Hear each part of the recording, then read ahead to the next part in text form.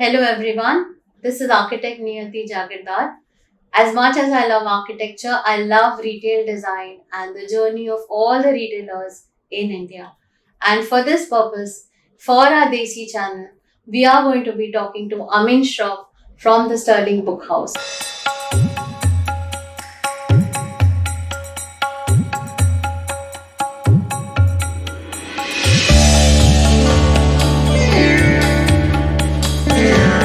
I am a firm believer that a room without books is like a house without windows.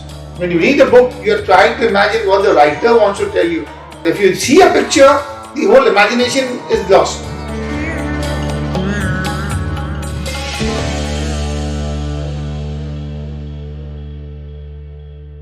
Hi Aminji, I just wanted you to share with us how did you come across Sterling Bookstore, the name and the journey from how it started. Let me start with the history of Sterling Book House. It used to be called Pioneer Book Depot till 1976. And the Pioneer Book Depot actually has a long history from 1935. It was started by somebody and it went through, changed couple of hands. Eventually it was bought over by my father. And since then it continued with the name Pioneer Book Depot, which had a very iconic name, which was very popular. There were people, trying to copy the name. There was Pioneer Book Supply Company, Pioneer Book Company, Pioneer, Distributing Company. So my dad got fed up. Very, very strict man. They would, come pestering him for those kind of books. So he got very fed up and he decided to change the name to Sterling. And now if you ask me how did the name come up, we are just across Sterling Cinema. So that's how the name Sterling Book House came up. Nice. And since then, Sterling Book House has been growing steadily over the years. From a retail school, K-12, to now going beyond to S&T, medical, dental, and aviation, marine, defense, diplomatic books, general books, motivational books, biographies, and stuff.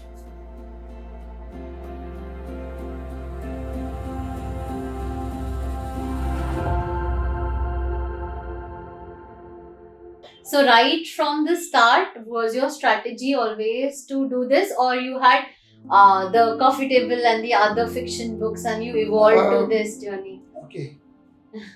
Let me tell you about that involves, I have to tell you about my history. Because I started coming to the store at a very young age of 16. My mom would push me up because dad was alone in the store, and there was a lot of rush with school, during the school season time, as we call it, during June, July, August.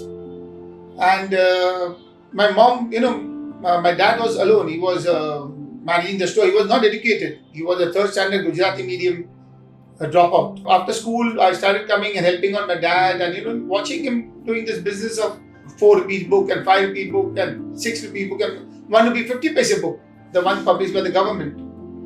So I started asking myself, what are we doing? We are struggling so much. We are working ourselves out. We close the store by about 11, 12 at midnight. And then come back in the morning at 9 o'clock in the morning, where the line, people standing outside to buy the book. Those are the days. Yeah. Now, in retrospective, those are fun days, actually. Now we are going after the customers to buy books. So when I passed out from college and, eventually the mantle fell upon me.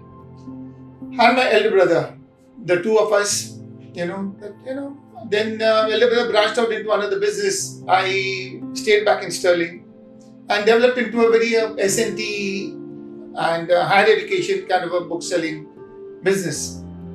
I wanted to give to our customers what they couldn't get anywhere in the market.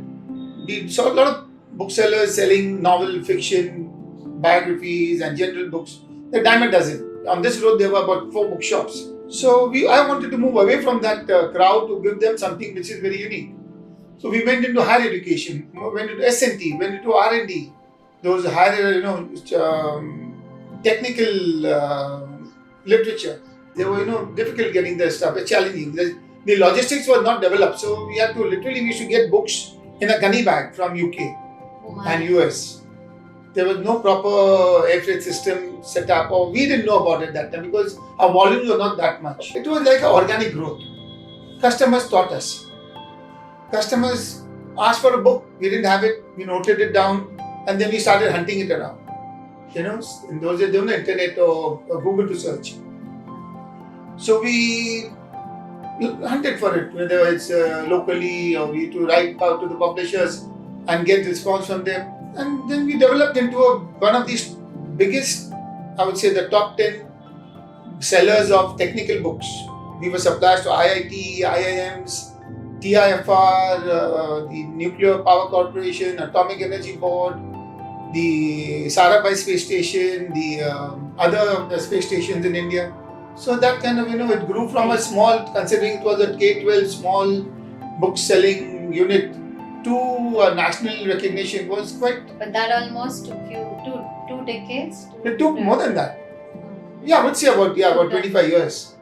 When my dad started the business, Fort Market, Bazaar Gate, Modi Street were full of residential people. So you can imagine that when these people started moving out to other places, suburbs and other areas, they would come back to Sterling Book Hall as a mark of loyalty. And they would come and ask for Chotu Bhai. In fact, when he died in 2010, for 3-4 years, I would still get customers asking, where's Chotu Bhai? And I would then tell them, that he's no more, he's passed away. Oh, they would be very, very sad. And they would start reminiscences about how we helped them, how we gave them books, and how we adjusted their payments. And, sometimes they paid, sometimes they asked for more credit. And anyway, that era's gone, that time has gone. Now we have more interpersonal, relationships are missing. It's more online selling.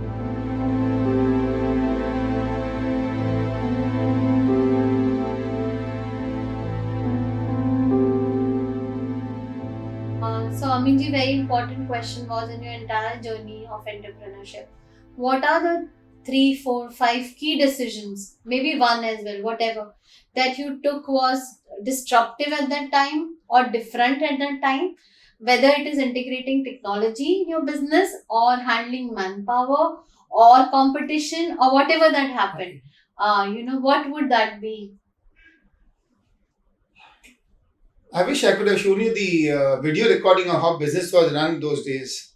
It was very, very kind of, very unorganized. My dad would stand at the counter and he would, sell the book, and the money would come into the drawer, cash drawer, and my dad would put it in his pocket and take it home. That was how it was, and it continued good for that level of business. That quantum of business was good. Like he was there all the time. But when new generation, new thought process, we started introducing computers. With computers came in organized stock keeping. So with computer as way back as 85. 85 we started keeping our stocks on the computer in a very rudimentary fashion. Right. Like Excel or Word or something, you type out the thing and you just keep it. So that if in case we need to recall it, we could, just see whether we have that stock or not. We had no software at that time for stock keeping, book selling, or even for billing. Billing was still traditional, handwritten. So, but it was there's a particular plan that we followed. Okay. First computers, then we did entering the stock in a whatever that program was that time. Then we started putting all the money in the bank, no taking it home. If you need the cash expense, you'd withdraw from the bank. Yeah. So that made it more organized. Structured. Yes, and every customer was given a bill.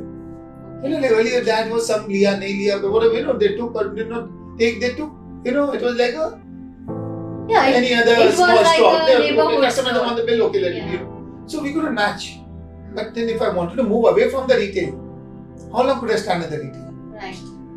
So we started planning. It took us nearly 12, 13 years, 14 years to do this, because we couldn't drastically overnight change it. Yes. And if you knew my dad, very headstrong person, to make him change with that, because you're letting go of that control of the company by making it decentralized. started putting money in the bank every day. That thing was tallied at the end of the day. That money goes to the bank next day. If you need expense, to withdraw. Stock taking was done regularly. We should counter stock. Tedious process, but you counter stock at least once a year. 2-3 days we would close the business and stock count everything. By that time we had got a software also, so the software stock and the physical stock was compared to see what are the variances like. Then when we made the computer, we made it barcoded. Every book was barcoded so that we could track where the book came from, where the book is going out, what is the, we went online. And you said you went, it was 2010, right? Online? Yeah. So we had an online e-commerce store. We did join the bandwagon. We set up our own store, online store, sterlingbookhouse.com, in around 2008. Okay. And we kind of limped, and we learned from mistakes. We did a trial and error method, and we have now a very, I would say, quite a lot of hits on our website. Nice. Yeah, nothing compared to the big one, but we are, and it's supporting a retail business very well. So you are hand in hand now. So your retail and online is hand in hand. Yes, it is more like giving me equal business now. Our costs do not justify us to give big publicity on Google or use AdWords or use any other online marketing tools, or for that matter hire a PR agency. It is by sheer word of mouth from our customers, to customers that we are surviving. It is a struggle now. It is not what it used to be.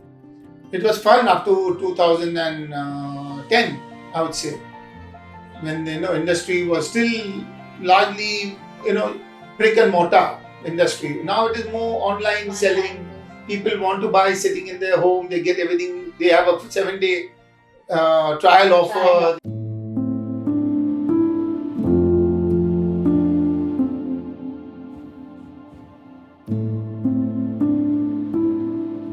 Did you at any point in this journey, long journey, think of branching out, opening more branches? Did you ever consider that? As I told you, my elder brother and I started this. We have got 2 younger brothers also. We, instead of branching out, we started opening other stores. And because my dad believed other businesses. Like my dad was of the strong belief that every child should have his own business. Okay. So before he expired, he made sure that all 4 of us had our own business. Oh. So that there's no conflict or any friction later on inheritance or whatever. Everyone had it. So I must say he was a smart man. He was a visionary. He was a visionary. I hope I have half of that. But anyway, we branched out first into computer bookshop in 85. At that time, IT, Rajiv Gandhi had introduced computers in the schools and NCRT schools, CBSE schools. So there was a huge demand for computer books. And that was very, very popular. And still is popular among the IT crowd. Yeah. Then in 95, 96, we set up Shroff Publishing Company. Okay. Shroff Publishers and Distributors Private Limited, that's the exact name. That we moved to New Bombay. Okay. We had a big plot of land there, bought over there. So my eldest brother, Aziz, who moved away from computer bookshop, he set up Shroff Publishers and Distributors. That's where we started our publishing and distribution. Became very, very popular for IT books. And then in 2001, we started a book zone across. Okay. Yeah. So there were 3 shops facing each other, and there was Shroff Publishers and Distributors in New Bombay. Book zone was heavily into finance, books on finance, marketing, economics, and again film industry and stuff, media. So this is how we grew and diversified. And Shroff Publisher Distributors had branches in Delhi, Calcutta, Bangalore. Okay. Instead of going branches, we opened other businesses. So that's a great advice, I would say, for businessmen. And I think most of the successful business houses have been. So now there's no friction among the brothers. Each has their own business. We cooperate with each other. We have a good relationship. And we also mitigated risk, right? We have good relation with each other. So I think a big message of this, I would say to the viewers in this, is that when you are running a retail firm, a retail thing, and I've seen your journey. You're very modest, so very prudent with money. you are ambitious, but still, Your feet feet firmly on the ground. Yeah. So that's like a big message because there are a lot of the startups coming up with this is the investment, this is what you want to go, and they kind of miss out. So like that's you said, that's again yeah. training. If you come with a profit motive, there are many other businesses you do. Right. But as I say, education is book selling is a noble profession. Another insight that I would love, because you've been in industry so long. Is there a consumption pattern that has changed in India over the years about these kind of books? Let me rephrase your question. Okay. Has the education or the learning pattern changed over the years? Is that or the reading habits Yeah. over the years? Yeah. Okay, let me tell you. Reading habits have definitely taken a very, very big change. It has taken a turnaround. People don't want to read. At all. They don't want to read. They want more visual content. What has also happened is that a lot of reading has gone online. Because of Kindle and other. Kindle and tablets and the books going online, e-books. People have gone for other methods of learning. They're not only reading. There are information coming from TV. There's information coming from Google. There's coming from blogs. There's information coming from online content or various other channels. So per se, when you say reading, as a strictly reading has diminished and gone over to a different pattern of learning. The brain is still absorbing, but it is not absorbing the word. Word has become monotonous. The printed word has lost its the primacy. The learning objective changed, but the teaching objective also changed. They have gone more audiovisual. Especially last 6-7 years, the whole concept of learning by the rote has changed. They want more practical, more hands-on training. Like schools have gone from books, they've gone to tablet. They've gone to audiovisual learning. In fact, there's no writing. We students have forgotten how to write. We used to have cursive writing and all that in a school days to improve handwriting. Now there's no such thing. They've become very expert typists. They can type faster than they can write. But in books business, the big organized retailers have failed. They have failed. I can give examples of big bookshop, big format, large format bookshop like Landmark, like Crossword, like Oxford Books, like Higginbotham's, International Book House. These people, for some time, the hype novelty was there. People long to go to those bookshops just to be seen. That I went to Crossword, I went to Landmark, I went to Oxford. But end of the day, they had cafes also. They would end up sitting up in the cafes. But book selling by itself was not a profitable business for them. And see where they are now. I would go to Crossword and see a guy or a girl sitting on the floor reading the book, putting it back. Maybe somebody wants to buy the book, he finds that the book is not in a good shape. Book selling is passion. Let me put it this way. If you love books, if you love education, you would come into this industry. If you can, I would advise newcomers to enter books industry or the publishing industry only if you are a diehard reading fan, a book selling fan, or a publishing fan. India, the smaller stores have survived because we've learned to adapt. You see, and also personal relationships. Bigger they are, harder they fall. Yeah. We've been small, we may not have tried or gone to that cloud nine situation, but we've been steady. Right. We grew up. We were educated. I'm able to educate my children. Right. So if you don't keep your hopes too high, if you are content with your kind of, whatever business you're doing, I think you should survive. Every industry needs government support. Every industry, whether it's even a kirana store or whether it's fashion industry, it needs government support. Right from independence, the governments that were there supported education. They set up IITs, IIM, they set up the space agency, they set up the fundamental research like TIFR and the Atomic Energy Board and everything. And they used to keep a certain grant in the budget kept aside for purchasing of books, even by the right from defense. Every platoon, every unit of the defense had a small library. To the libraries of IIT and IIMs and Atomic Energy Board and Nuclear Power Board. See, that means that they had a lot of foresight to see that everybody read. Last few years, we've seen that the funds have been totally cut for purchase of book. It's not a direct, it's not visible on the profit and loss balance sheet. So the funds for books have been cut drastically. Now, when you don't have government support, eventually the book industry is going to suffer. Right. Brick and mortar will continue. Brick and mortar will continue. Although there will be a shift in the pattern of business, there will be a shift in the processes of selling, but it will continue. It will, kind of wobble along as it has been doing, unregulated, mom and pop store kind of things. It will go on. But So what do you think? So now, regulated business and more organized business like Amazon, Flipkart, or Snapdeal, or whoever wants to come. Walmart wants to come. Well, it's okay. so again, I'm going to ask you a very question. So when you say now design of brick and mortar stores for a bookstore, 20 years later or 10 years later, and given the journey, I told you they'll go. Correct, sir. But what do you think should be there in US in terms of? You'll have to evolve with the business. The customer will teach them.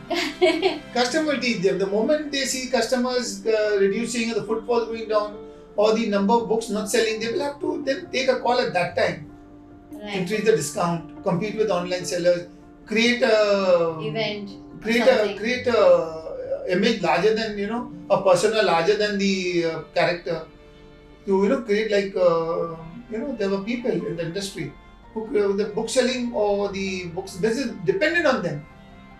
Like if the owner was standing there, a lot of customers. The owner would go for lunch or tea break or some short break. Customer would wait around there till he came back and spoke to them. Thank you so much. So everyone watching, we've had such valuable lessons coming in. Starting from follow your passion, keep doing, go in an organized manner, and very important, value your team and the customers. Listen to what your customers say. At the end of the day, they are the one who are going to build your business into bigger scale. So signing off, this is Niyati Jagirdar, and this is just one of the insights that we're bringing to you, and we look forward to sharing the few more in the next session. Thank you so much. Thank you for watching Desi Retail. If you enjoyed the episode, do like, subscribe and share, and we would love to hear from you. Meanwhile, stay inspired and enjoy retail therapy.